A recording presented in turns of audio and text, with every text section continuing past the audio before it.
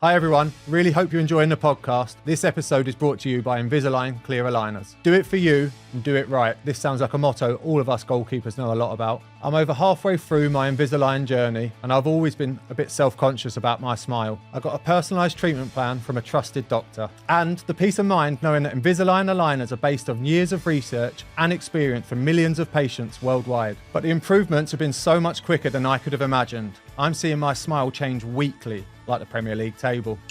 Doing it right involves choosing the world's most advanced clear aligner system. The #1 doctor-recommended clear aligner brand, trusted by 16 million people worldwide. Do it for you. Straightening your teeth with Invisalign treatment means investing in yourself.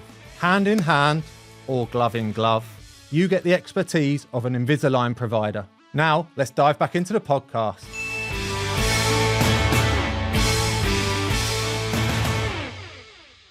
I'm delighted to have him in, currently back at Southampton after a long career, but David Cole's goalkeeper coach. Amazing to have you in, mate. I've watched most of the episodes. I love it. I knew there was someone that was watching. I've never played any other position. Never wanted to.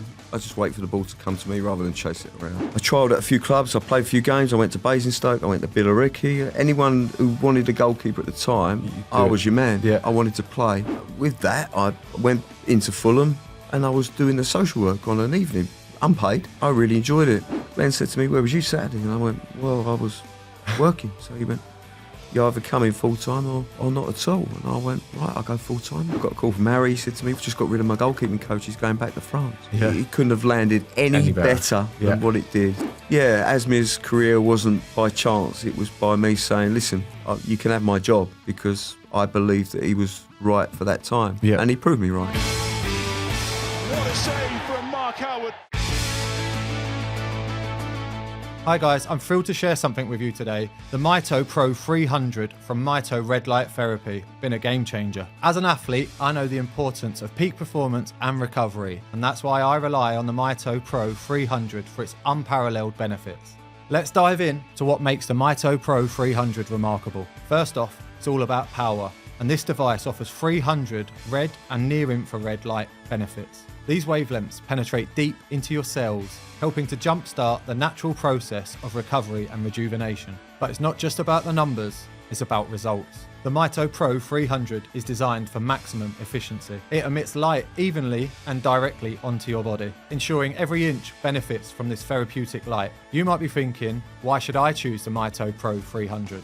Simple, it's a game changer in the world of light therapy.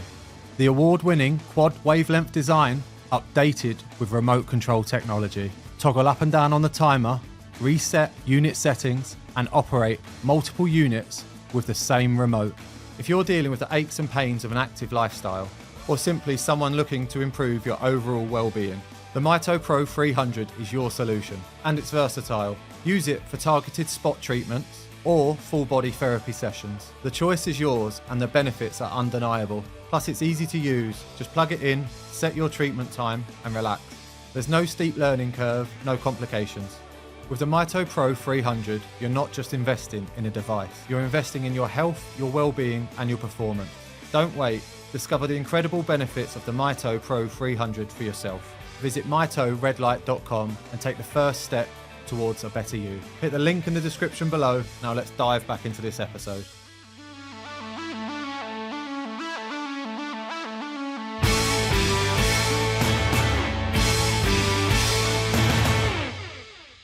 Hello everyone, welcome back to the Yours, Mine Away podcast with me, Mark Howard. Today I'm delighted to have a guest in that knows pretty much everything about goalkeeping, and I'm sure he's got quite a lot of opinions I've already learnt about. I'm delighted to have him in, currently back at Southampton after a long career, but David Cole's goalkeeper coach. Amazing to have you in, mate. Thank you, Mark. No, thank you for coming Pleasure in. coming. I've watched most of the episodes. I love it. I knew there was someone that was watching. It's a great podcast, and it's something that's really dear to my heart, and I just can't wait to get them gloves on afterwards. And there's a couple of footballs over there. Yeah, we're going to do a bit of diving around after. Yeah. Obviously, like we were saying before, but you're still hugely passionate. You still miss playing yourself, and that drive and that determination is the reason why you're still in the game to this day, really, isn't it? Yeah, I think so. As I said to you earlier on, I really miss not playing. I find it That's crazy, and you're only 23 years old. I know. I 23. I wish. Oh, what a career I've had if I'm 23. Yeah, I even dream it still. Yeah. You know, I dream playing, making saves, and that. It's just something that, from an early age of 5, I've always had in my blood, and I've never played any other position. Never Wanted to. I just wait for the ball to come to me rather than chase it around. Yeah, so, yeah, it's just a passion. Yeah, it's a different sport though. When I say this to a lot of people, but like I don't think we're footballers. Like, we're goalkeepers. We're special. Like it's what makes us unique. It's what makes our personalities so different. Is that understanding? But obviously, for you to have done it from 5 years old, still be like doing it now, and still saying that you're missing playing is incredible. Yeah, I suppose it is. I mean, I've spoken to older goalkeepers than me who don't really miss it. I've spoken to goalkeepers once they come out who don't miss it. They go into other things. Yeah. But I love being on the grass every day. I used to love getting muddy as a kid. I was sort of born in London, just over the other side of the river in Wandsworth, and we had a road with a little bit of a grass verge, and I would go over there and make people take shots at me, and I actually went past it a couple of months back now, and it's still the same. Is it? Yeah. Same tree, Yeah. still growing, but there's not a lot of mud now. Yeah. It's just all grass where no one uses it. No one uses it. And no one's out on the around the parks or down the garages or whatever Shame, it was. innit? Yeah. Do you think that sort of like the tougher upbringing obviously reflects in the type of goalkeepers that era produced? Do you know what? It's a good point. I mean, I lived and died it. Mum used to leave the key in the door for me to get in.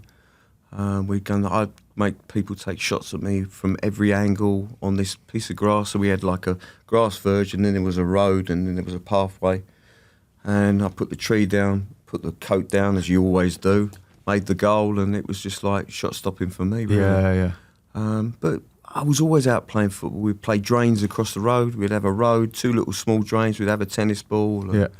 Kirby for me it was. It was fun. It was Yeah. fun. And then when I grew older, and I developed a passion for it, and I got picked up, went to various clubs, Arsenal included.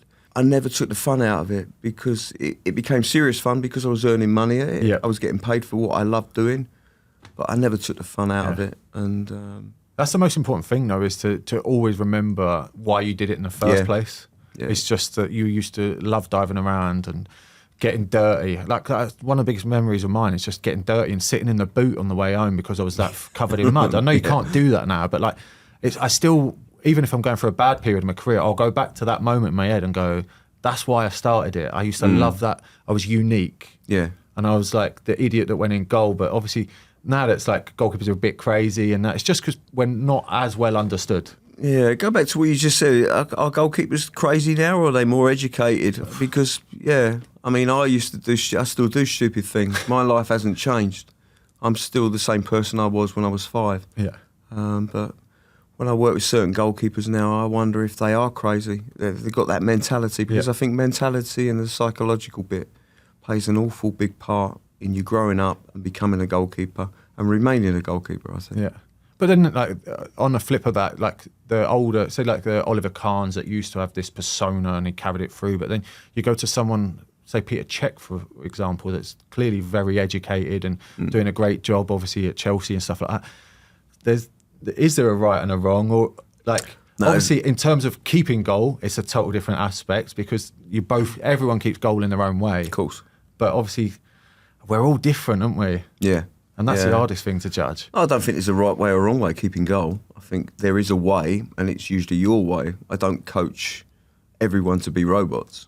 Your size is different to mine. Mine's different to David James. I could go on and on. Yeah. But everyone has their own technical points that they develop over a period of time, like growing up from the age of 5 right the way through to 21, and then I think there becomes a little bit of a cut-off point. Yeah. And then you're fully grown and you've got your own sort of style or the way that you play, really. Yeah, 100%. You've got your own capabilities and you can do them to the best of your ability, and it's about trying to improve the rest of it to go along with that. But like you're saying, once you are fully developed and become more of a grown-up, more responsible person, that's when you know if they're going to make it or not, don't you? Yeah.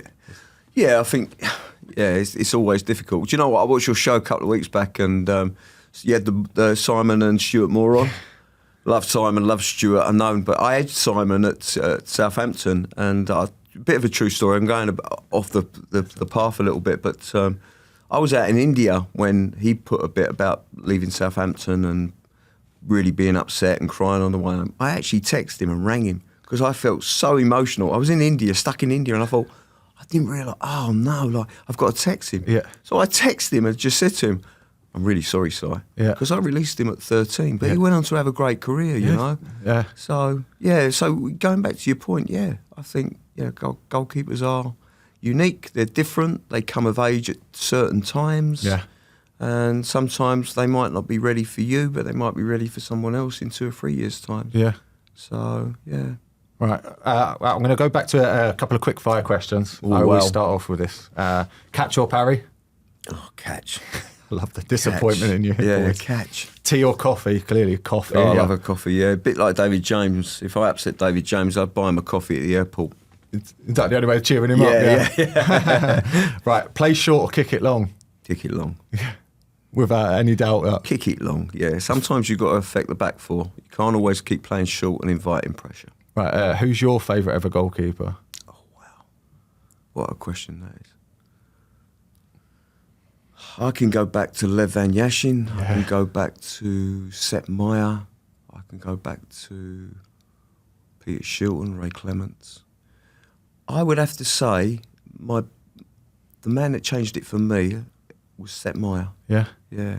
I actually like the German goalkeepers. Yeah.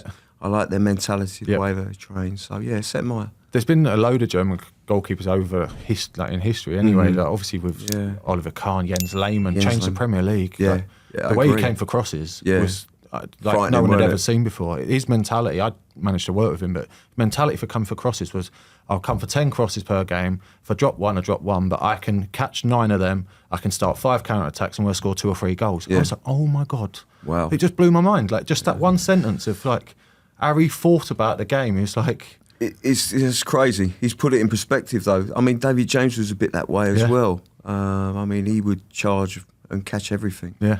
Yeah. And then you take that to Neuer. Wow. The true sweeper keeper. Of course he is, yeah. Just total bravery, but of like utmost respect of how he kept goal and would help everybody out and not just himself. No. I saw Neuer at 18 at Livingston. I went to watch Andrew McNeil play. They played the German under-21s and he was in goal. When I come back, Gordon Strachan was the manager. He said, how did Andrew do? I said, no, take this kid, Neuer. I said, he's unbelievable. Yeah.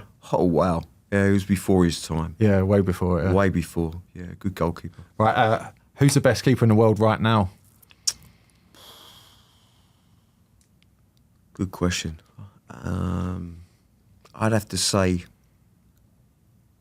I'm a fan of Edison because he does keep...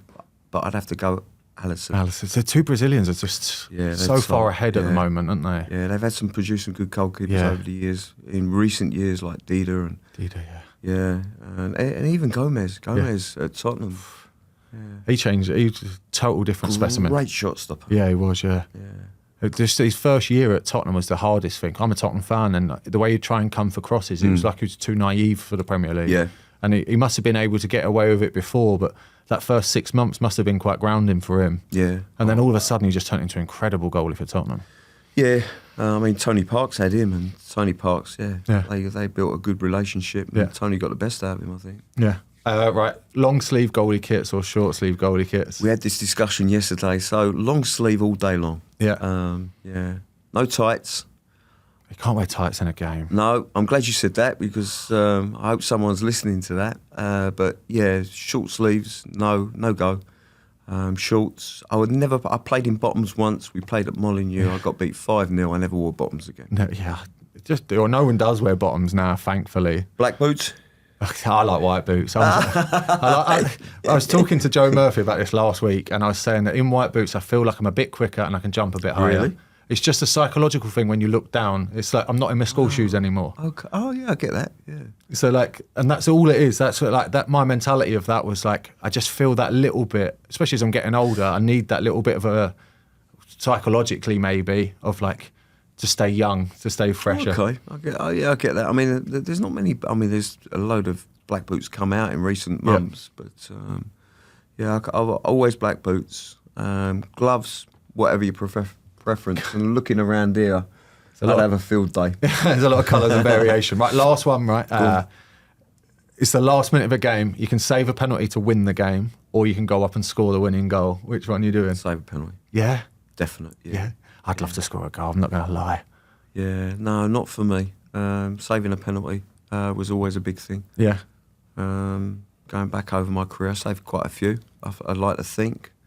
Especially in penalty shootouts, I used to thrive off them, yeah. Yeah, love them. Yeah. Love them. There's so much, it's such a change, obviously, in pressure, the way that it's almost fun for a goalie, a penalty shootout. I think so too. I don't think you get the pressure of, obviously, taking a penalty is immense pressure, but for us, we're not expected to save them. So I'm like you, I've always enjoyed penalty shootouts, and like even like the aspect of when they're doing their long walk up, you'll probably look at a goalie and you'll see them smiling because they're like, well, I'm going to save your penalty and it's going to ruin your day. That 50-yard walk that you've got now to pick up a ball, I'm going to ruin your day. And it's like a fun, immense feeling. Yeah.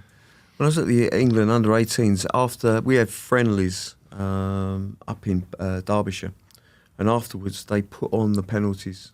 They had like, win, lose or draw, it didn't matter. Yep.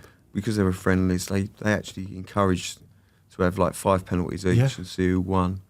It was good for the goalkeepers. Yeah. Luckily, I had James Trafford, Nathan Broome and Louis Molden. Yeah, so Louis Molden's a good keeper as well. Good keeper, yeah. Some good keepers. Right, you, in your career, you end up amassing over 400 games as well. And I wouldn't even like to hazard a guess how many games you've coached. I don't even look at that, to be fair. No. Obviously, like I was saying before, like you started your career almost at Southampton, and then you're still back. You've gone back there now. Your coaching journey and that. Yeah. You played obviously at all levels, and you played a lot of non-league games. And like, what do you put your success down to? Just hard work, determination, or character? I'd like to say character, personality. I've always walked into the change room and enjoyed my time with everyone that I meet. I enjoy, even with the 18s now, we've got a good manager in Callum.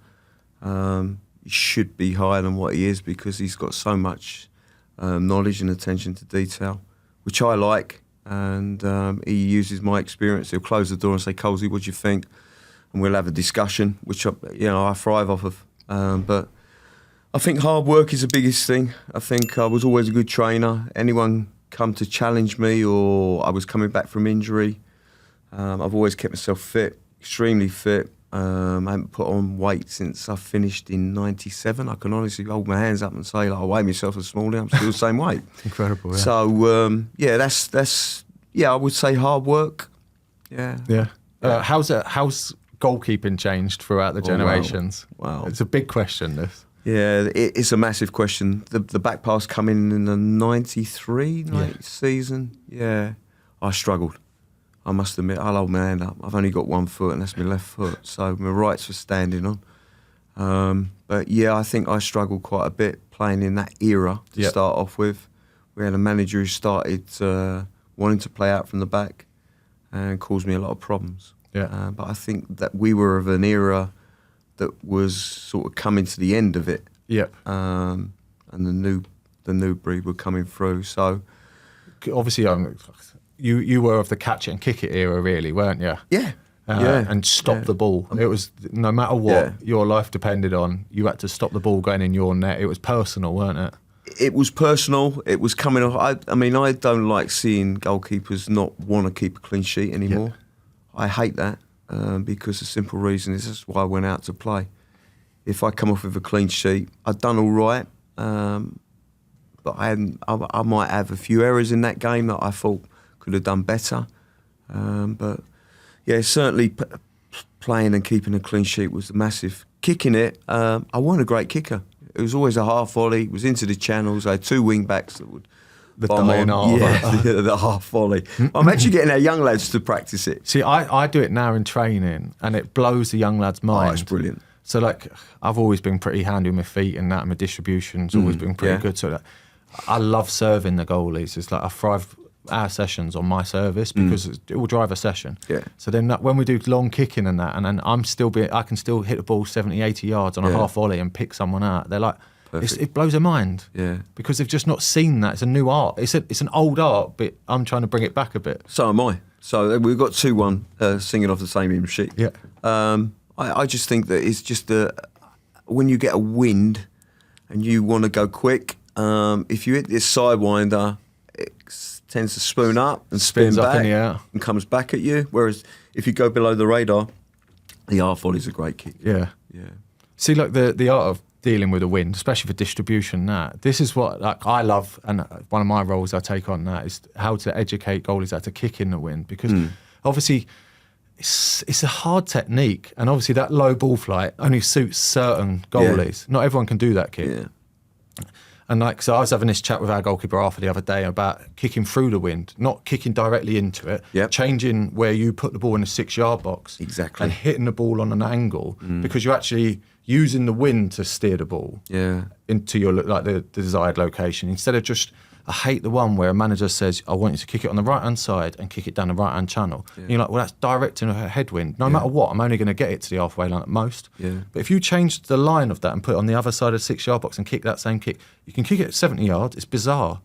But I was having this chat with Arthur, and it blew his mind. We started working on it the other day. He was like, I never knew that before. No one's ever broke that down for me. That's great. Yeah.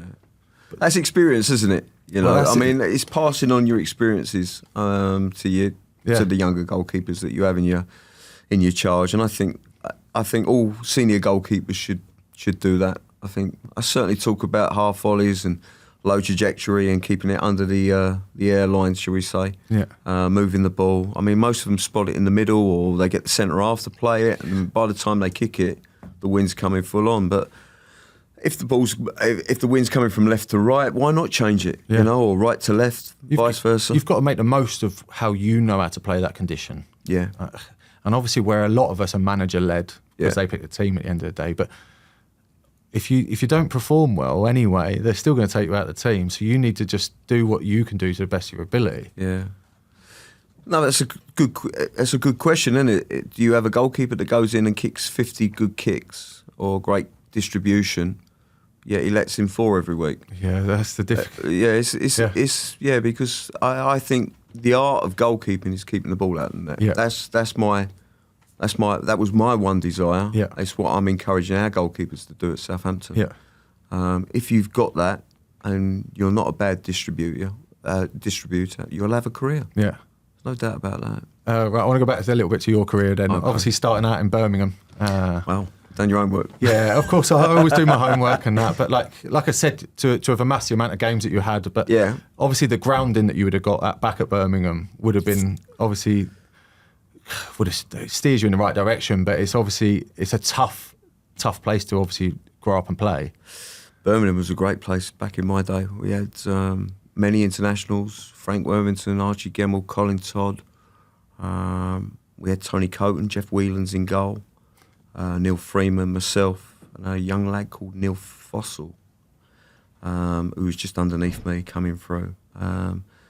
Tony Coton was a dream to work with. Yeah. Yeah, he was a top keeper for me. And he was someone that I sort of modelled myself on why I worked with him, because he was unique. Yep. You know, he had character, he had personality, and he affected people in front of him. Yeah. I also grew up with the famous 5, you know, Howard Gow, Mick Hartford, Robert Hopkins. So, Mick Hartford. They'd look after you, wouldn't they? What an handful he was. Yeah. Yeah. I remember getting smashed in a training session. Ron Saunders had come across. He brought Noel Blake and Mick Hartford. We were in a session, and he said, we're going to do some set plays. He said, put the young lad in goal, me. Yeah.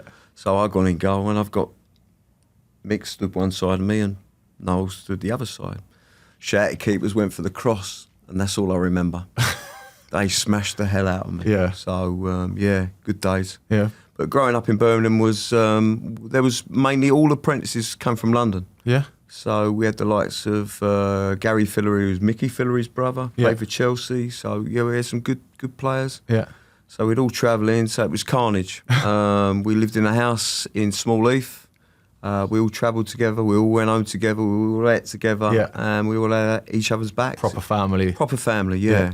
Yeah, really unique. Yeah. And some of us made it and some of us didn't. Yeah. I ended up moving on then from Birmingham to Mansfield because I wanted to play. Yeah. I was eager to play. Yeah. And that's always, I say this to all my guests, but every goalkeeper, it's so hard because only one of you can play, but you're all striving to get as many games in as possible. Yeah. And like, obviously yourself, you bounced around quite a few clubs and that, and like at Mansfield, trying to get games, but and then you went out to Finland as well. Wow, yeah. Yeah, I went to a club called HAK, Helsinki. So I was coming to the end of my contract at Aldershot, went on loan to Newport County, did quite well, and then I had an agent come up to me after one game, coming out of the change rooms. He said to me, "Oh, David Cole." So I said, "Yes." So he said, "I am from Finland." So I went, "Oh, okay." So he said, "We'd like to get you over to come and compete with our goalkeeper," which was a lad called Marky Pamarus, and they had another lad there called Seppo Felt. The club was a good club, so I went out for 2 weeks, enjoyed it. Me and my wife now, but my girlfriend then, we said, let's have a go for it. So I went out as a number 2. Yeah. The boy got injured, Marky got injured, done his knee in, and I just took over. So luckily enough, we won the league that year. I played in the European Cup, which is Champions League now. It's Champions League now. Yeah, that's what I wanted to bring obviously that up. Amazing. I got we played Porto, and we won. We were 3-0 down from the first leg. I didn't play first leg. Otherwise, it might have been a different story. Might have been 4. Yeah, or 5. It was a win that night, so I wouldn't have been able to kick it anyway. So what happened is we got back to Helsinki, played them in the National Stadium. We went 2-0 up, and then it was all charged. And then I had to boom the ball because we were chasing the game to get back to 3-3, but it never materialised. And played against some good players that night. Bayer played in goal. Bayer. Gomez played up front.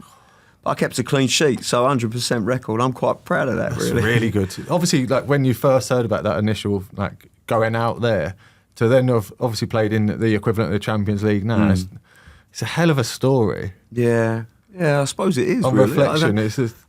you don't think of that, really.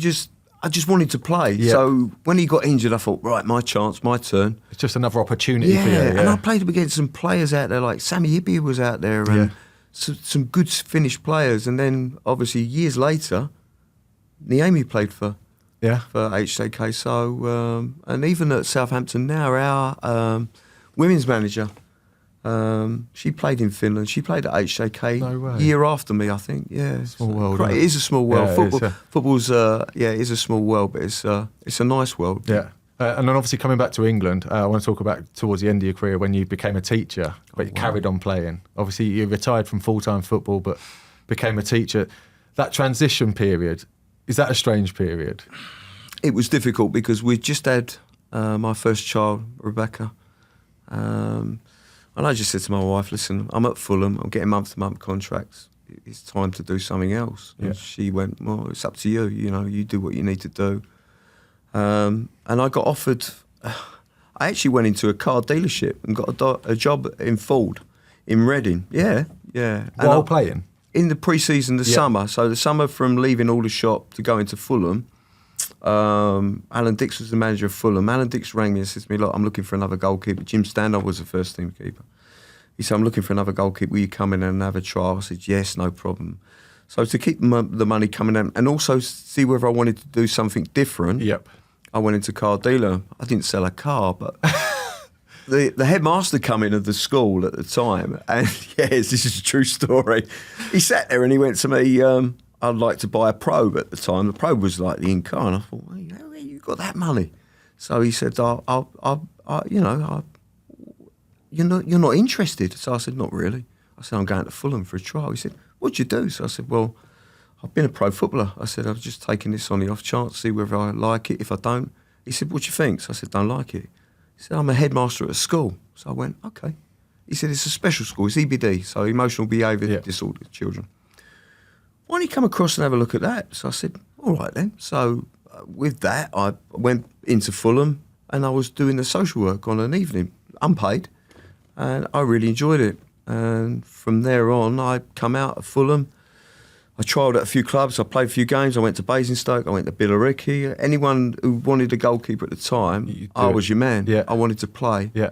And then Yeovil saw me at the last game I played in a reserve game at Fulham. Manager was Steve Rutter. Steve came down.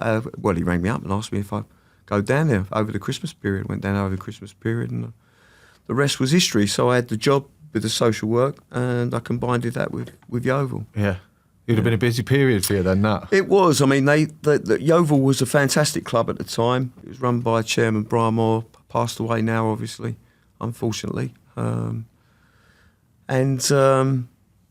He arranged everything around me. So I actually got my own goalkeeping coach at non-league. No way. Yeah. Len Bond was magnificent for me. Yeah. He would come in on a Thursday. I would go to training on a Thursday morning. I'd get in for 10:30, do my work with him, and then go to work, back to work. And then I worked till 12 o'clock at that night. But the thing is, I had my buzz in the day, so I could cope with the kids of the night. Yeah. And the kids were brilliant. Yeah. You know, I ended up going into the PE department with another guy called Malcolm Frame, who I'm actually working with now at Southampton. Yeah, he's a social worker. He's a psychologist now. Yeah. But he was obviously a residential social worker as well. So we had a great time. It was a good period in my life in terms of developing another skill set in terms of psychology, but also working with kids that needed your help. Yeah. And hugely rewarding as well, though. Yeah. Well, it's interesting because years later I was walking through Basingstoke Town Centre, my hometown at the moment, and this lovely Indian kid come and picked me up. He was only small at the time. His name's Kadir Ali. I always remember the names, but he come running up to me and went, Sir. And I looked and my wife was with me. She went, he just picked me up. He went, how are you? And I went, I'm sorry, I don't remember you. So he went, Kadir Ali. Kadir Ali was 6'5" and like a man mountain. No way. Yeah. So that was a special moment. There's always moments in your life where you think, do you know what? Yeah, it means a lot, that one. Yeah, and he worked in a car showroom over at opposite the Medeski Stadium in Reading. And he'd had a life, he'd got children. Yeah, it was great. Yeah. Absolutely great. I love it. That's amazing. Right, obviously, before we get into your coaching and that, I'm going to do the quiz. Wow. Goalie or no goalie? Huge shout out to Forged Irish Stout for being part of this podcast. Listen to that beauty. An unbelievably smooth, creamy stout by Conor McGregor, the UFC legend. Not here to take part, but here to take over. Forged Irish Stout is on a mission to become the biggest Irish stout. Conor McGregor has taken over the whiskey game. Now he's about to take over the stout game. Me and my guests will be enjoying a few cans in the next few episodes. If you fancy checking it out too, make sure you hit the description below and find out where you can get Forged Irish Stout. Forged Irish Stout will be available in Asda nationwide come August. Let's get back to the podcast.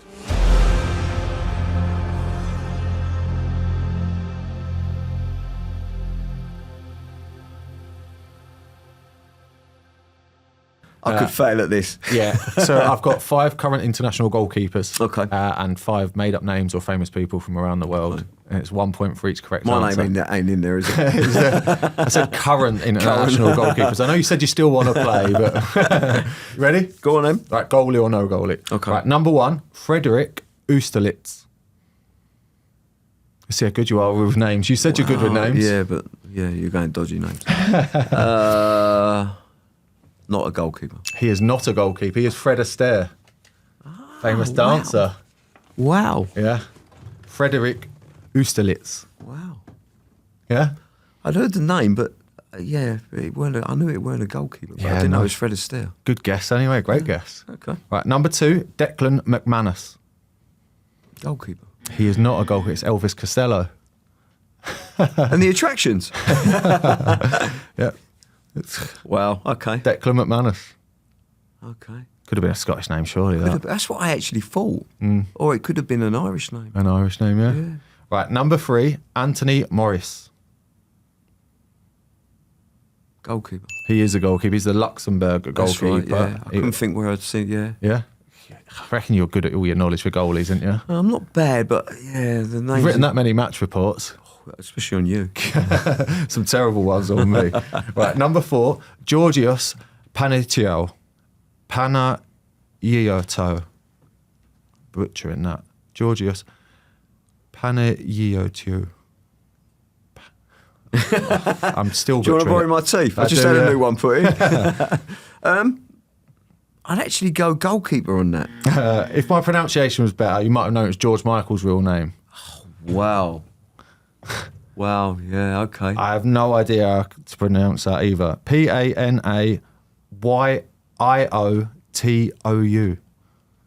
Yeah. Right, number 5. Go on. Oliver Dovin. Not a goalkeeper. He is a goal. He's a Swedish international goalkeeper, Wow. one of them. Wow. Right, number 6. Carl Valner. Goalkeeper. He is a goalkeeper. He is the Estonia That's it, goalkeeper. Levadia, yeah. goalkeeper. I think Marty Poom works with him. I'm Yeah? sure Marty works Yeah. with him, He works for the international team. yeah. he he's, does. yeah, he's Estonia. Mark Poom. He once threw a punch at me in training. Did he? Yeah, it's a good story. It's a really good story. I was doing crossing practice, like you're saying, and he came and smashed me once, and I was a wily little kid from Croydon, weren't I? So, like, he hit me a couple of times, and then so I was like, right, I'll get my own back. So he went in goal. First cross, I've got up, I've headed the ball straight in the goal, but I've wiped him out. Okay. Obviously, he was a first team goalie. I shouldn't have done it at the time. He got up and tried to swing for me, and Jerry Payton's running after me, going, get in, got to go in. I said, I've scored a goal. Oh, wow. Yeah, shouldn't have really done it. He was a first team goalie at the time. There's Right. some good stories about him, by the way, Marty Poom. Oh, it's one of the fittest guys I know. I've ever seen in the gym. It's ridiculous. He was carved out of stone. Portsmouth have got some great stories on him. Have they? Yeah. I'll tell them after. Right. Number 7, Marlon Licona. Marlon Licona is not a goalkeeper. He is a goalkeeper. He's a Honduras my goalkeeper. God. Okay. I'm Go on, having 3 more to go. You're not having one. It's all right. It's a tough quiz. I told you. All the names are meant to sound like Just looking goalies. at the picture. Yeah. Right. Number 8, Robert Zimmerman. Goalkeeper. He's not. He's Bob Dylan. Bob Dylan. What? Zimmerman. Oh, God. I told you. There's a trick. All the names are meant. You can imagine Zimmerman written on the back of a shirt, can't you? Yeah, I can, yeah. Yeah.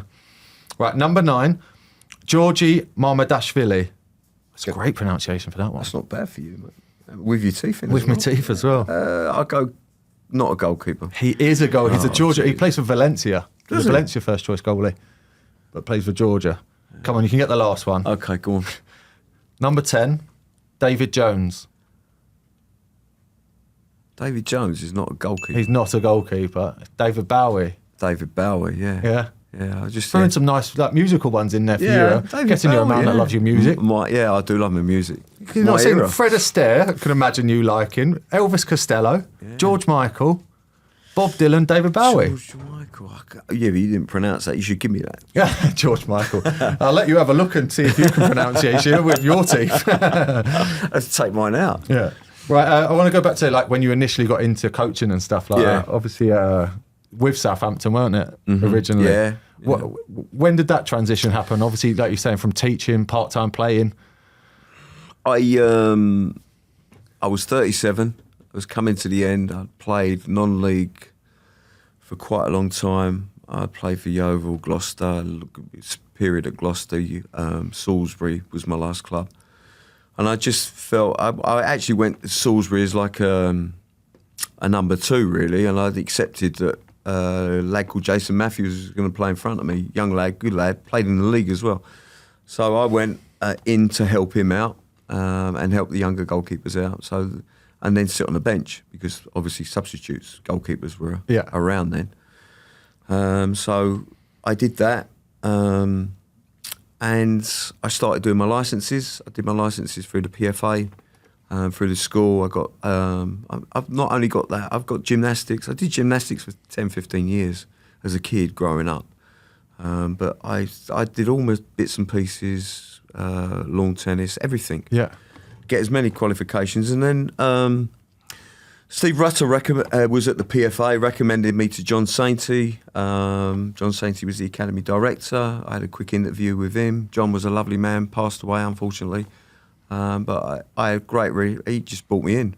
And that's how I got started. I went into the academy in 96, 97 season. So I was like combining social work, finished the playing with coaching of an evening. So it was like two evenings a week. The weekends at the school I got off because the kids were 5-day boarders. So we got 2 days. So Saturday and Sunday was spent. I never saw my wife, but it was spent really around football. Yeah. So it was like go to the 18s, watch the kids in the morning on a Sunday. Really. Yeah. Southampton have really, obviously, over the years as well, famously had an unbelievable academy and produced some incredible players. Obviously, we were talking off air. We could obviously bring up some of those names of like the Youth Cup, FA Youth Cup, the teams that we used to play against.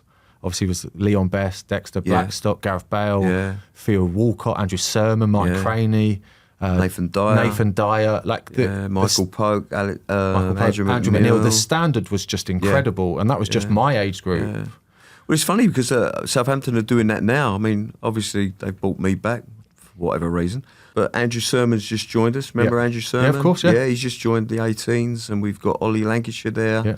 So we've got a few faces that are still, and I think that's good. I think it's good for the club because we've got a wall of fame really in the restaurant. Must be a big wall. It is a big wall, and there's some good names in there. Yeah. You know, and I think the kids should sort of rise to that challenge really because they're the next lot to come through. Yeah. But we did really well with like youth cups and you did, yeah. And that. It's just the production of players that actually made it into your first team was probably percentage-wise one of the highest in England at the time. Yeah. Yeah, you produced a hell of a lot of players. I mean, we had a good academy. We had obviously John Sainty started it, and then we had Hugh Jennings come in, who's now at Fulham with Steve Wigley. Malcolm Elias was the scout that brought all these kids in. He had a great eye for talent, and he was always getting me to go to certain places to look at goalkeepers. Yeah. And then we had Terry Cooper, who was the European scout. Yeah. He would operate, all over Europe. So it was never a standstill club. Yeah. It was always a going club, and I always had to do more than the average bear because we were always looking for goalkeepers, to better ourselves really, and better the club. Yeah. Obviously, and you made the step up to the first team as well, and you worked with some unbelievable goalkeepers. You mentioned Anthony Amy and stuff like that. And I was lucky enough that Dave Jones at the time, Jerry Payton was actually my boss. Yeah. So Jerry left to go to, he went Sweden with Stuart Baxter, and the job became available. Dave Jones was then the manager. He'd come down and watch me coach, and he said to me, "What's your availability in Easter?" So I said, "Well, I'm off because of the school. Would you come in and coach your goalkeepers?" So I said, "Yeah, why not?" So he said, "Listen, Paul Jones, Neil Moss, Alan Blaney, and Scotty Bevan. Yeah. Would you like to coach them?" I said, "Yeah." So he said, "If Jonah likes you," he said, "You're in. You're in." Yeah. And I got on well with Jonah, and so I was in. And then I was only like part-time then because I was still doing schoolwork. Yep. I thought, if I throw that in now and I get, it's a cutthroat world football, isn't it? It really is, yeah. So I thought I'll keep that going. So it was like, I was never at home. It was like hectic. Imagine, yeah. But we got through that, and then we ended up, Glenn Hoddle come in as manager. Dave had moved on. He obviously got sacked. And Glenn said to me, "Where was you Saturday?" And I went, "Well, I was working." So he went, "You either come in full time or not at all." And I went, "Right, I'll go full time then." You probably needed someone to ask you that. Yeah, it was good for me, Glenn. Yeah. He just went to me, "Go and see." It was Rupert Lowe was chairman at the time. He said, "I've arranged a meeting with you and Rupert. Go and have a chat with him." Yeah.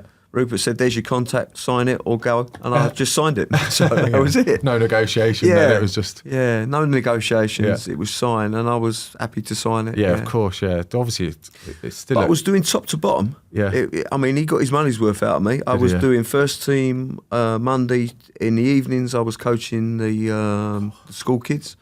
Then Tuesday I was out all day because I had the academy in the evening. Wednesday was a day off, and then Thursday was double shift all day long, and then Friday it was either travel away.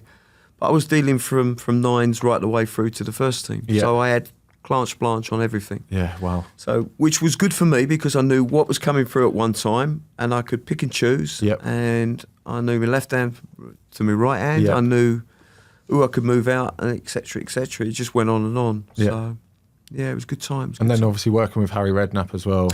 Yeah, Harry. I've had Harry twice. Yeah, I was going to say about you following it.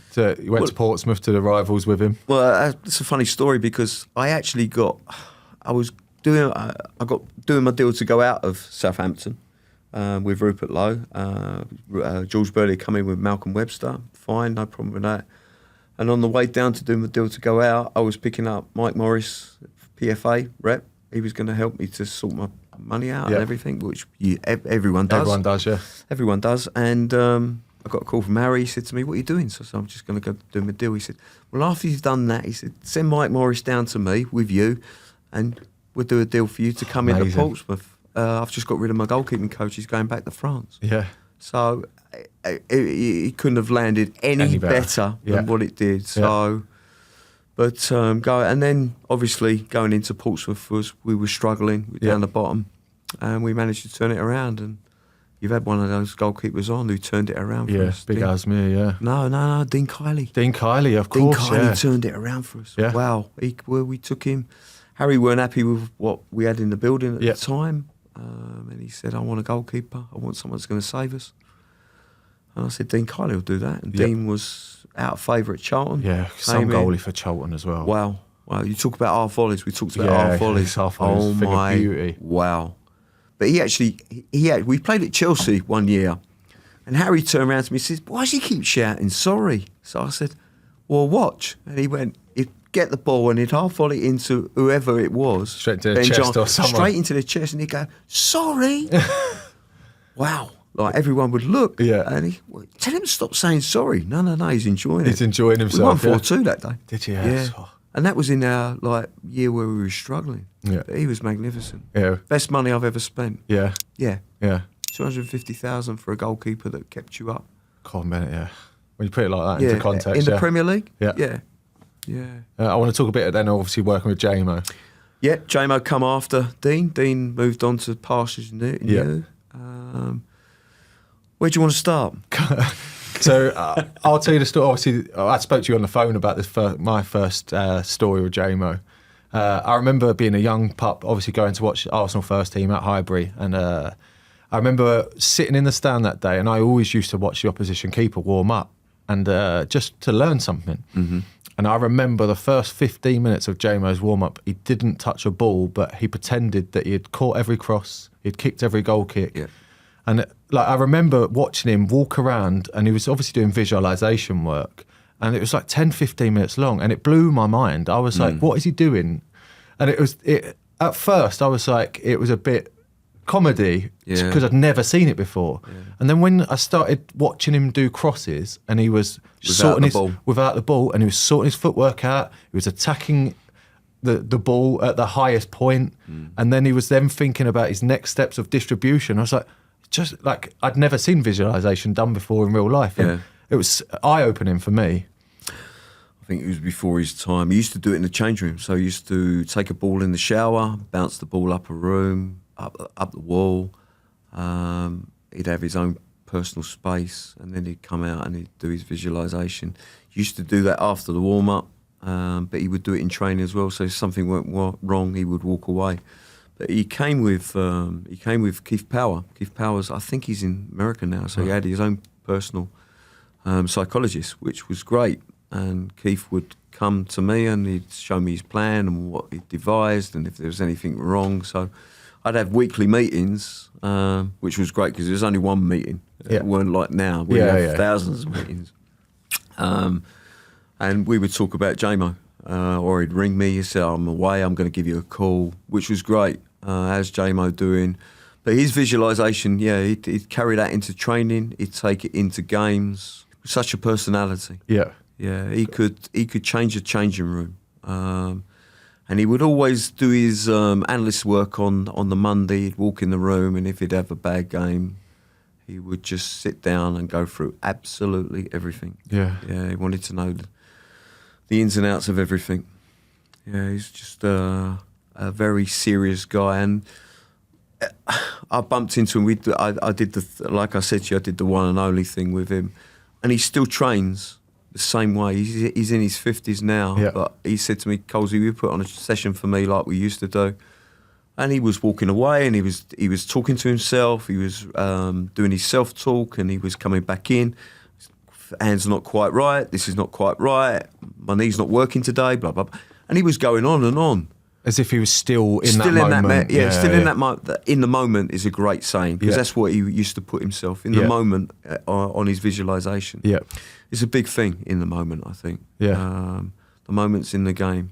Also, I wanted to say about him as a specimen as well, physical Oh, wow. specimen. Wow. Because obviously, like I say, being a young goalkeeper, you're impressionable. I remember the picture of him training with England where they're all running and he's got his shirt off. And he was like a Greek Adonis. He was huge. Yeah.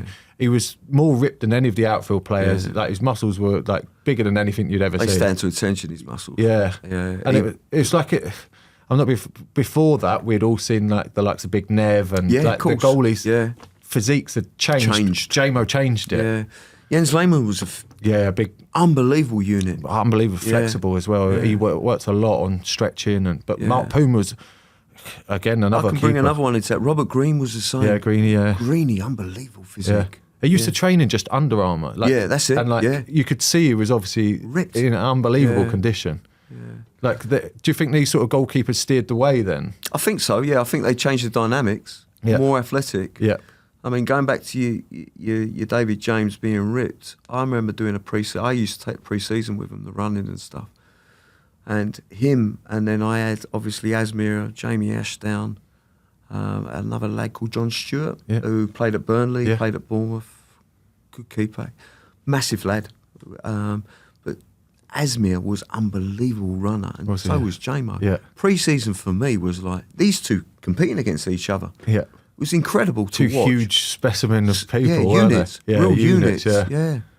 Yeah. I mean, when Asmir come on the scene, Jamo just upped his game again. Did he? Yeah. Yeah, he just went to another level. Yeah. I mean, you've obviously had Asmir on, but yeah, he just went to a different level. Yeah. His consistency was very, very good at Portsmouth, and I thought he was a great addition at the time for Asmir to Yeah. come through. Yeah. And then I brought Niemi in. Yeah. Niemi came to us as well. Yeah, he did. Yeah. Yeah. I brought him in for a reason, to get Asmir out. He took the role. Yep. But Niemi at Southampton was incredible. Incredible. Yeah. I honestly, on my hand on my heart, I can actually say he only ever had one bad game. Wow. And I've never ever said that about anyone. But Yeah. I remember we played away at Portsmouth, and he had a terrible game, and he knows it because he rang me about 15 seconds after I got off the coach. Yeah. And he just wanted to talk. Why has it gone wrong? You know. Yeah. And he was another one, Yeah. but he had different mentality to David. Yep. Massive trainer, would work, but he'd train with a smile. Did he? Yeah. Oh my God, yeah, we had He's so much fun. Incredible in his 6-yard box. Like Yeah. his shot stopping capabilities were just Was his a- footwork. yeah, were joke. Yeah. Absolute joke. Yeah. And he was, you go back to the goalkeepers, the different sizes, the different beast inside them, really, because I think we're all beasts. Yeah. When I look at Niemi in goal, he was so unorthodox that he would keep the ball out of the net. You couldn't teach what Niemi had. Yep. So you just let him get on with it and just try and educate him in different things. Catching the ball obviously was the big thing, Yep. because he was very much a palmer, Yep. pariah, whatever you want to call Yep. it. Whereas David James always wanted to catch. Yep. So, yeah, two different goalkeepers, two different animals, but unbelievable mentality, both of them. And then obviously Harry moves on, goes to Tottenham. I think you had the chance to join him, didn't you? I did, yeah. Decided to stay at Portsmouth. I love Portsmouth. I could say that because I'm at Southampton now. No, I really enjoyed my time there. Tony Adams, I had Paul Hart and Tony Adams, and then Avram Grant. Avram Grant, yeah. Yeah, but I really enjoyed. Tony was great company. He was a good coach. Obviously, didn't want to stick at it for too long. Yeah. But yeah, Tony said, "I don't want you to go," and I said, "No, I'm not going. I'll stay with you. No Yeah. problem." I'm quite loyal as a person. Yeah. In terms of like the football side of it is important for me. And if I think back to all the clubs that I've had, like coaching, if they didn't want to get rid of me, or if the new manager hadn't want to, because that's what happens in football, Yeah. you have to accept it. It's hard to accept sometimes. Yeah. And Southampton was my club at the time. I didn't accept it that well, but when I went to Portsmouth, and then they went into administration. I had to leave. Yep. But I've always wanted to go back there. Yeah. But Tottenham came up and I weren't leaving. Yeah. I weren't leaving. But obviously, then when you're saying about Portsmouth going into administration, and then you followed Avram to West Ham. Yeah. Avram said to me, "Would you come with me?" And I said yes. And then obviously Robert Green had just come back off of World Cup. Yep. And David James had taken his place, didn't he? Yeah. So I had that to pick up with. I can imagine that they were fierce competitors against each other. Yeah. I can imagine that you would have had to have micromanaged a lot of personality there. Yeah, I think you. The one thing I do is try to get to know people. Yes. So like, that's the most important thing. I a think goalkeeper so. coach is the biggest psychologist at the club. I think so. Yeah, I really do. I had to get to know David. I had to get to know Antti. I remember two occasions when I come in with Antti. I used to wear a gold chain, and Antti said to me, "What you got the chain on for?" And I won't tell you what he called me because I can't say it on here. But, and then Jamo, he was doing some filming for Sky one day, and I love pink. That's why I wore a pink T-shirt today. So Jamo, if you watch this, I'm wearing a pink T-shirt again. I love pink. I love it as a colour. So I walked in a pink T-shirt. Jamo said to me, "Just got off a boat, haven't you?" And I went, "What do you mean?" He said, "You've been to Ibiza or somewhere, haven't you?" So I went, "No." And it was on camera, and I just swallowed my pride and walked in. But yeah, he's big personalities. Yeah. I love personalities, and getting to know them, their family orientation, whether they got children. We had an episode with Antti at Southampton where he came in. Gordon Strachan was the manager. He went to me, "What's up with him today?" And I went, "He's been up all night, Gaffer." I said, his young boy Matthias at the time was ill, and Ellie, his wife, were looking after. So I said, so he's had a bit. He said, "What do you want to do?" I said, "I'll send him home." And he went, "Good idea, send him home then."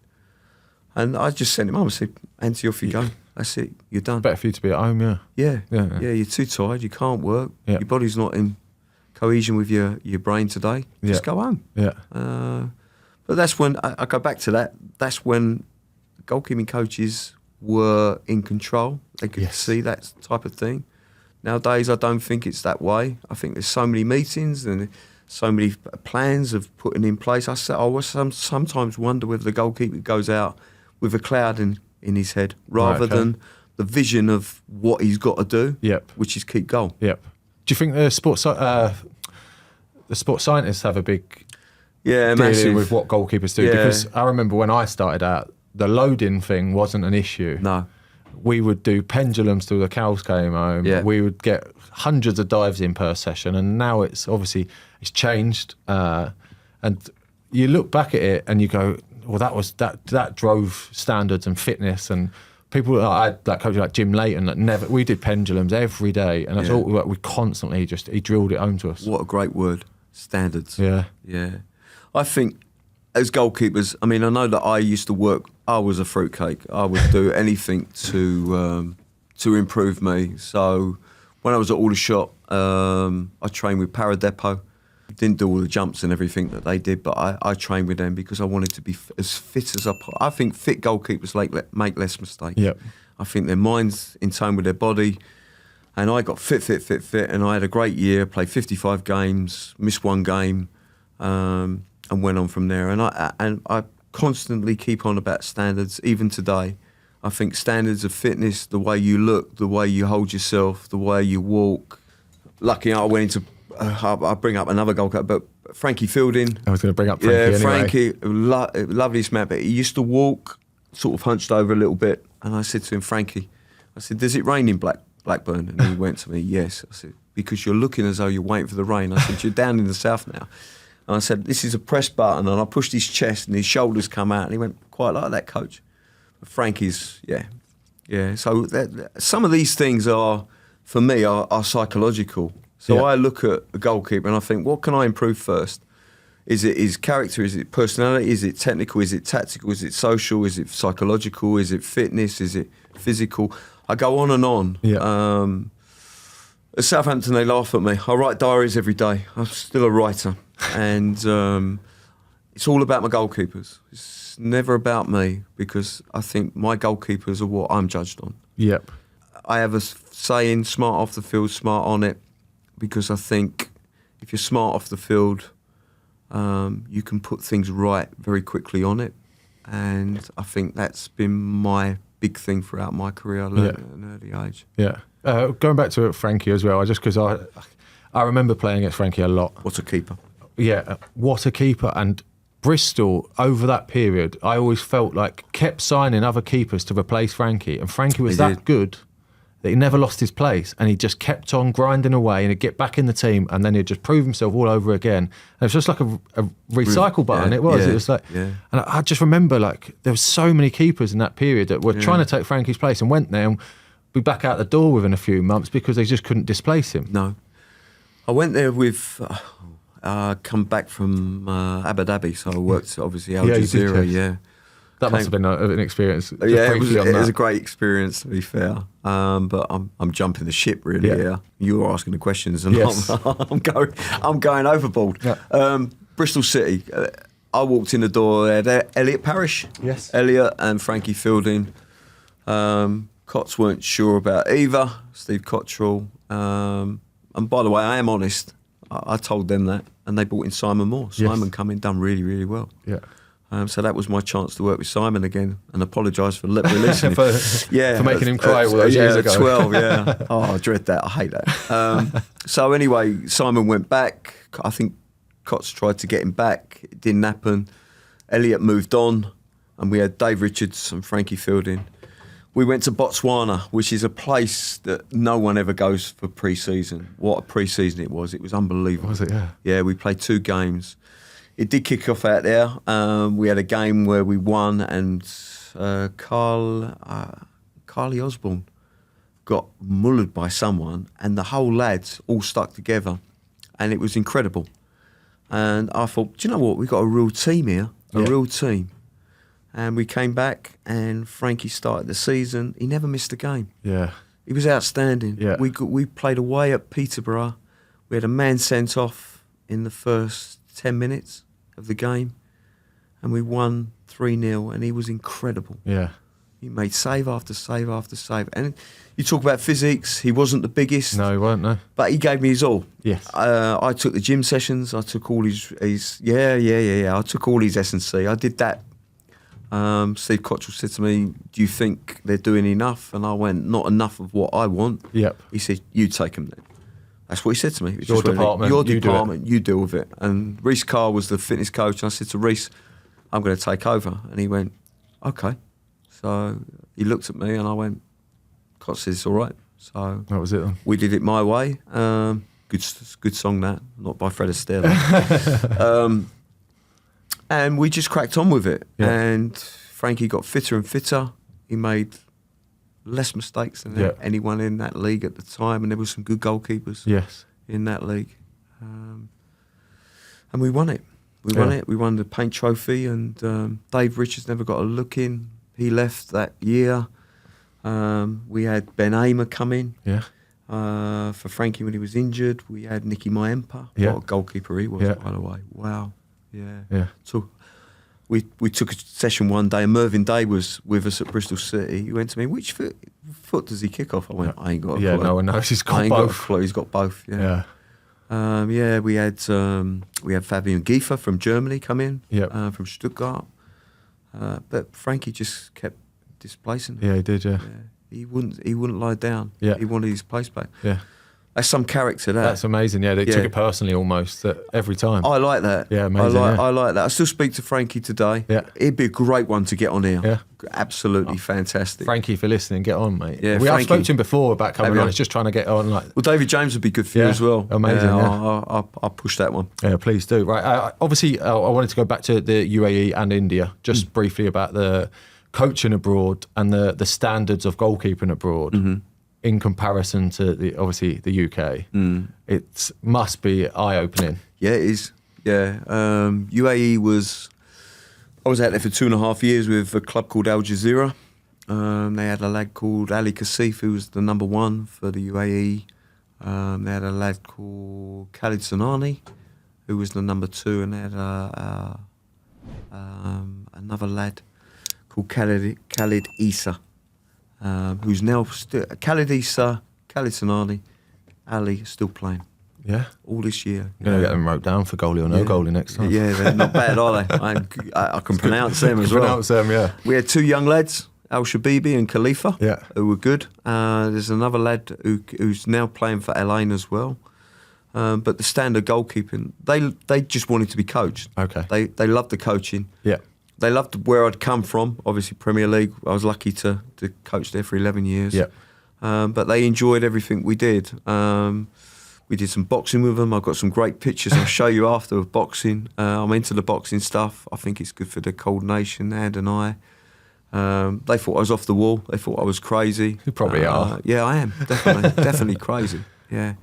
But the standard of goalkeeping, Ali was fantastic. And then we had Khalid Issa. Ali was out. And I had the choice between the 2 and the 3. Brought Khalid Issa in, and then the following season they sold him to Elaine for something like 2 point something million. No way, dirhams. amazing. So we did really well with the goalkeepers out there. But the standard I thought was very, very good. Ali's a good goalkeeper. Yeah. So was Khalid Issa. Khalid Sanani played. I think he ended up in somewhere like Dhafra or somewhere like that playing. But the facilities were brilliant. Were they? The club was lovely. Yeah. It was and there was English people there. I went with a physio called Nick Worth. The analyst was from England as well. So you had a good little sort of community. Yeah. I had people but everyone speaks English now. Yeah, they do. Yeah. You know, and I worked with some nice people. Again, I had 3 managers, 4 managers, and then Walter Zenga came in. And he said that was my time up. Yeah. He was bringing who he wanted, so I headed back. Then I went to Bristol City. Yeah. India, I've only just really came back from. Yes. Yeah, I had 7 months out there in the Indian Super League. Yeah. Different. Yeah. Different culture, different everything. Yeah. I'm not a meat eater, so I struggled. Yeah. I must admit, I dropped weight by about half a stone. No way. Yeah. Yeah, struggle really with the food out there. Yeah. And what about the standard of football? Well, where do you want me to begin? Yeah, and the pitches as well. The pitches, not good. Yeah. Yeah, horrendous. Yeah. Facilities were nice where we were in terms of training. It was in COVID as well. Yes. So being banged up in a room for 32 days on your own is quite depressing. Yeah. One of my mates, Adam Lafondra, was out there during that period. Yeah. So, and he was literally living in a hotel room, and he had like a computer, he had a putting mat, he had everything, a bike on his balcony. I did too. Yeah. I had weights. I even jumped over the balcony and done some pull-ups on the thing, and I was. Don't try this at home, by the way. And then when I got out, I mean, the manager was Des Buckingham. Des is at Oxford United now, so. He texted me a couple of weeks ago. He said, I still have visions of you on the. We had like it was a hotel, so obviously they'd sort of commandeered it, and it was ours for that amount of period of time. So they had the swinging and slides and everything. And every day I'd get my TRX, do it up, do the pull-ups on the TRX, and then I'd do whatever I needed to do. And he said, I always remember watching you outside my bedroom window, upside down most of the time. He said, you're absolutely crazy. But yeah, it was a strange period in my life, put it that way. Yeah. Would I do it again? No, unfortunately. But the standard of goalkeeping, I had Purbala Chempa, who's international now. Yeah. He's got in the Indian squad. Good kid, works hard, loved it. In fact, he still texts me. Mohammed Navaz, another good lad, and Vikram Singh. So I had 3 keepers. Yeah. All worked hard, all wanted to learn, all wanted to get better. You mentioned about your time at Arsenal about driving sessions. You know, that's me. Yep. I like to drive them. I like to not to be in control of them, but to drive them and drive standards. Yep. And I think that is how that if you said to me what was the one attribute you give, it's driving people to be better. Do you obviously I want to take it to your role now then at Southampton. Yeah. Do you find that difficult now managing obviously younger people and like academy age group players, but also trying to develop their characters? Yeah, I think I do. Well, I say I do and I don't. I'm trying to get into people's heads all the time. and that's something that I've always done as a person. I think at the moment, I think the world's a funny place. Different standards in terms of like what you can do, what you can't do in academies. Whereas before, as I said, I can't blanche. I could do what I wanted to do in terms of improving them, not me. But I think when you've got people in charge, in your charge at this present time, I think it's difficult to develop personalities when they need to come out their shells a bit more. Yep. And because there's a restriction on rules and everything, and they have so many meetings. I mean, we had a meeting this week. I put in a question to Andy Golding. I said, can we change the education round rather than having it in the morning? I said, because sometimes they're coming out to me and you can see they've got the world on their shoulders. Yeah, they're worried about exam results and this and that. And first and foremost, they're in a football club. So this is I always find is a very hard balance to find. Everyone says that every footballer should always think about what happens next or life after football. But when you're so in that moment and so engrossed in football, surely you've got to give everything that you've got to be the best you can be at that job first. I think so. Yeah. And obviously it's easier now towards the back end of my career to have this going on, or like I've done my degree in journalism broadcasting and started my coaching badges. Not bad. So, but like it's easier as I got older. If you'd have told a 21-year-old me, you've got to do all this in the next few years, I would not have been able to do it because football was, I needed to prove myself, not to anybody else. I needed to prove to myself that I'm going to make it in football. And even I was still thinking that, even though when I was playing in a first team, I still didn't think I'd made it. No. And I think that desire. I never played in the Premier League, so I still go now. Yeah, but you've had a great career. I've had a number. I've played 400 odd games. Yeah, I know you've had a great career. I was saying this to my dad last night. I've had goalkeepers. It's a horrible position. I've been on the bench 350 times, so I've actually could have played 750 games. Wow. But it's an amount. It's a huge amount. But obviously circumstances and situations are not always, and transfers are not always the right things. But no. It just goes to show that if you're desired enough and if you've got that passion, it's there for you if you want it, and it's up to you to take it. Yeah, I think passion's a good word though, Mark. I mean, you've obviously had that because you're still playing at 37. Yeah. In my head, I'm still playing at 59. Exactly. You know, I would never have wanted to give up. I had to give up because I had to take this opportunity. It was the next part of my career or my journey or whatever you want to call it. Yeah. But it's tough on these kids now because everyone wants a piece of them. Yes. And I'm saying, well, hang on a minute, let's give them a bit of breathing space. Yeah. You know, somewhere they can go or somewhere they can speak to. I mean, we've got psychologists at the club. Yeah. But I think driving standards is easy for me as a person because I have my own personal standards, especially when we're working. But trying to develop a character when they've got so many other people sort of not interfering, that's not the right word, but having their piece to sometimes legislate for their jobs. Yes. Whereas my job is specifically them, give them a career, get them a career, whether it's at Southampton, whether it's at Brighton, whether it's at Stockport, whether it's at Doncaster Rovers, I don't know. Yeah. You know, I think everyone in their life finds their level. Yep. And I think that is something that I've always had in my career. But my main aim was to play. I just wanted to play. Yeah. And I think sometimes that desire gets taken away with so many other things. Yes. And I think they lose track of why they're at that specific club. Yeah. Do you think that we'll now see more and more younger players fall out of the game sooner?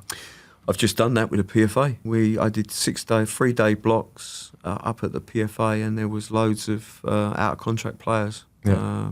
Shane Birtles took it. It was really, really well organised. Yeah. I actually brought in a young goalkeeper as well, Jarrell Jones, who's just signed for QPR with Az. Amazing. So, really proud of that one. But yeah, it's a tough world. It's a tough environment. Yeah, it is, yeah. It's dog eat dog as well. So like you're saying about you're trying to make the goalkeepers the best they can be for whatever they do in life. Yeah. Obviously in goalkeeping specifically, but because it's so eat dog, it's so good to have someone like you in their corner fighting for them. Yeah, I mean, I've always done that. I'm fortunately, I've always put my neck on the line. I mean, I'll give you an example. Asmir's career happened really because of my sort of dogginess attitude to get him in the team. He was right and ready to go. He went to Macclesfield on loan. He went to Bournemouth on loan. Didn't work out for him at Bournemouth. And then I got him in with my goalkeeping coach, Len Bond at Yeovil. Len really worked with him, and I trusted Len because Len trusted me. So, Asmir's career wasn't by chance. It was by me saying, listen, you can have my job. Yeah. Because I believed that he was right for that time. Yeah. And he proved me right. Yeah.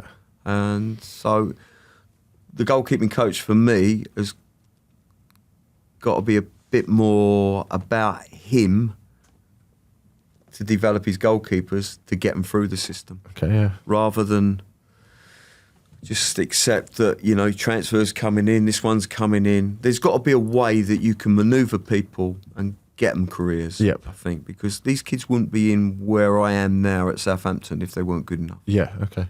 So someone's put their neck on the line. It's now down to me to produce the goods for them or help them. Alex Welsh always used to say it to me, is he gets given jewels or trophies, he's just got to polish them. Yeah, that's a great saying. I love that. And that's all he used to say, that other people would bring these things to me and I just polished them. Yeah. And that's all I was ever trying to do. Yeah. And I always thought that's a great way of looking at it, of coaching young players and ones that are coming through, is just always resonated.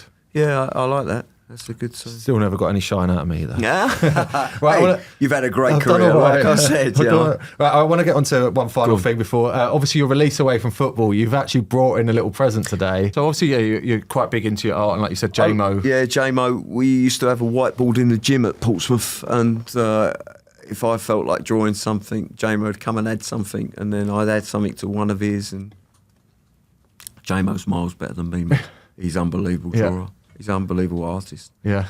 I remember watching that programme about him once where they took him round a museum and he had to look at art. And there was one point where they asked him a question about rubbers, erasers. Yeah, erasers. And he was fuming. He was like, I think he must have described him as like anti-art. He was like, why would you draw something and then take it away? It was like, and he had this real rant about erasers, and I was in stitches. And I was like, it was so funny. And he says that he was saying that there is no wrong art. He was basically saying every drawing's there for a reason. You just got to adapt it to the right situation. Yeah, it was incredible. Yeah, I'm a copier. I see things I like, and when you gave me the kind offer of coming on and telling people about what I'd done and everything else, I thought, do you know what? I'm looking at the gloves up here and I thought, do you know what? I really like that. So I just thought I'd have a go, and I thought I captured it quite well. But obviously, you'll be the judge of that. I can't wait to open this now. Right. So before we finish, I always finish on this question. But what does the Goalkeepers Union mean to you? Been my life, isn't it? Yeah. It's been an important part of my life, and it's still an important part of my life, and probably right up until I retire, it'll still be that way. Yeah. It's been my release in terms of playing, coaching, and lifestyle. Yeah. It's given me so much. So going back to Southampton, I'm trying to give something back, if that makes sense. Oh, of course it does. I've been at first team for a long time. I wouldn't say no to another job. No, I'm only joking. It's been a good journey, and I think the Goalkeepers Union means an awful lot to me. Yeah. Excellent. Oh, what an episode this has been. David Cole, thank you very much for coming pleasure. on. It's been amazing to speak to you and obviously have you on as a guest. But by the way, just before you go, you just shook hands and it's a proper grip. I'm teaching my kids. Oh, yeah. So Lee Butler. Oh, wow. Lee Butler. Shovel hands. Yeah. Oh, what a guy. Yeah, he is. Yeah. Big Jim, Rangers goalie. Oh, yeah. Jim Stewart. Jim Stewart. Jim Stewart. I used to fear shaking their hands before games. Yeah. So it's important.